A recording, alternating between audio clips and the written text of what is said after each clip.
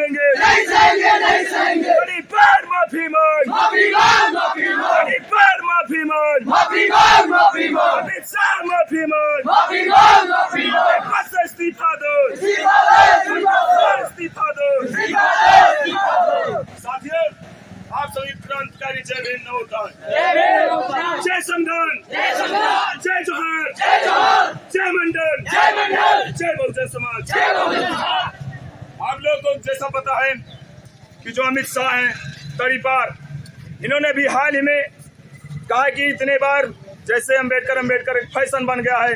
अगर सारे लोग जितने अंबेडकर कहते हैं, अगर इसी के बजाय भगवान कहते तो सात जन्मों के लिए स्वर्ग पाते। अरे मुझे नहीं चाहिए तुम्हारे भगवान का स्वर्ग, हमारे बाबा साहब ने हमें संविधान को देकर स्वर्ग दे दिया है।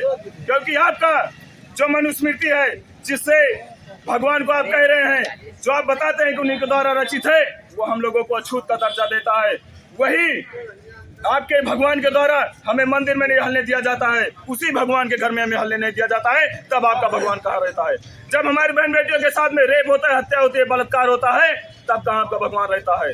आप उसी भगवान की बात कर रहे हैं जो हमें स्वर्ग देगा।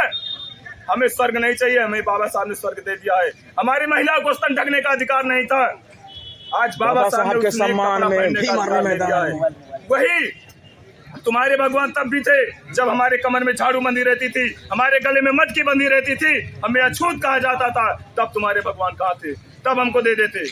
सूर्य निकलता था जब दोपहर में चलने का अधिकार था कि जब हमारी परछाई भी उनके ऊपर न पड़े, नहीं वो अपवित्र हो जाएंगे, तब तुम्हारे भगवान कहाँ थे? हमें आप स्वर्ग दोगे? हमारे बाबा साहब ने हमें संविधान देकर हमें स्वर्ग देने का काम किया है। दोस्तों, हमें इनका स्वर्ग नहीं चाहिए, इन्हीं के लोगों का बनाया था।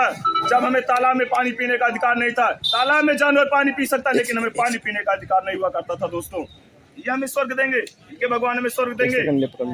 हमें बाबा साहब ने स्वर्ग देकर संविधान बनाकर हमें स्वर्ग दिया है। हमें आज इन लोगों को संविधान से जो दिक्कत है, हमारे अम्बेडकर साहब से इसलिए दिक्कत है कि हम लोग आज इनके बराबर में बैठ रहे हैं। छुआछूत की जो इनकी भावनाएं थी, उसे हमारे बाबा साहब ने मिटा दिया है, इसलिए इन्हें दिक्कत हो रही है।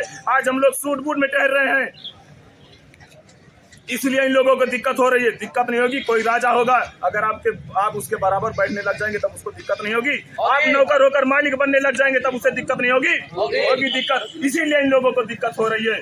हमें चुनाव लड़ने का अधिकार हमारे बाबा साहब ने दिया, सबके बराबर बैठने का अधिकार दिया है। हमें प्रधान से लेकर प्रधानमंत्री बनने का अधिकार हमारे बाबा साहब का संविधान देता है, न कि इनकी मनुस्मृति देती है। इनकी मनुस्मृति, जिसे लोग भगवान कह रहे, भगवान कहने पर, ईश्वर का नाम लेने पर हमारे जीवा को काट लिया जाता था, हमें खौलते तेल में खौला दिया जाता था। तब तुम्हारे भगवान कहाँ हुआ करते थे?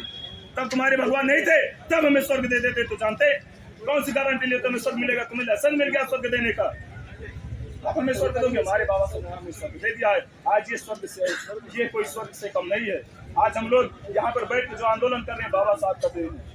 आज हम बाबा साहब के संविधान की वजह से संसद में जा सकते हैं, विधानसभा में जा सकते हैं, हम खुद कानून पारित कर सकते हैं, बाबा साहब की देन है। हम लोग खुद अपने हक अधिकार के लिए लड़ाई लड़ सकते हैं, हमारे बाबा साहब के संविधान की देन है, ना कि मनुस्मृति की देन है। अगर आपका चलता बस तो जैसे हम लोग दबे कुचले थे, आज भी हमें दबे कुचले रखते हैं आप लोग। वही आरएसएस को लोग जो आज तक भारतीय ध्वज नहीं फहरा पाए, तिरंगे को, आज हमें ज्ञान दे रहे हैं। हिंदू राष्ट्र की बात करते हो, उसी हिंदू राष्ट्र की जिसमें मनुस्मृति लिखा गया। अभी तक आप जातवाद नहीं मिटा पाए, ब्राह्मण क्षत्रिय वैश्य शूद्र की कैटेगरी अभी भी बना के रख रहे हो। आप हमें स्वर्ग दोगे? किस स्वर्ग की बात करते हो? बाबा साहब आज ना होते, जिसे इसने अपमानित किया है, इसे तो तुरंत बर्खास्त कर देना चाहिए। लेकिन भाजपा के लोग ऐसा नहीं करेंगे, क्योंकि इनकी नीति ही यही है कि जो बाबा साहब इनकी मनुस्मृति को जलाए हैं, इन लोगों को बहुत कष्ट है, उस विधान को जलाए हैं जो हम लोगों को अछूत कहता है, इसलिए लोगों को दिक्कत है। तो दोस्तों, आप लोग समझिए और शिक्षित होइए। आज आपकी शिक्षा को भी मिटाया जा रहा है। अभी जल्द में जिस स्कूल में 50 से कम बच्चे होंगे उसे बंद कर दिया जाएगा। जानते हो क्यों?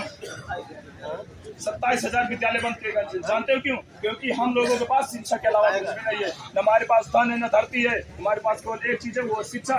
शिक्षा से ही हम लोग सारी चीजें पा सकते हैं, इसीलिए आपको शिक्षा से वंचित कर दिया जाएगा। सोचिए, जिस मोहल्ले में स्कूल है, जिस गांव में स्कूल है प्राइमरी, वहाँ पे किसके लोग जा रहे हैं पढ़ने के लिए? हमारे बच्चे जा रहे हैं पढ़ने के लिए। वो स्कूल जब बंद हो जाएगा तो 50 बच्चे कहाँ जाएंगे? दूसरे स्कूल में नहीं जा सकते, छोटे बच्चे होंगे। तब आपके बच्चे जब शिक्षा से वंचित होंगे, जब कक्षा 8 तक पढ़ेंगे, उनको कुछ नहीं आएगा तो उसके आगे की पढ़ाई वो नहीं पढ़ पाएंगे। तब उसके बाद क्या होगा? वन इलेक्शन के लोग बात करते हैं एजुकेशन की, वन एजुकेशन की बात नहीं करते कि सबको समान शिक्षा मिले। आपको शिक्षा से विकलांग कर दिया जाएगा। उसके बाद जो कंपनियों को प्राइवेट किया गया है, आपको बंधुआ मजदूर की तरह उसमें काम करना पड़ेगा। 12 घंटा 14 घंटा आप ड्यूटी करेंगे और 10,000 12,000 आपको पैसा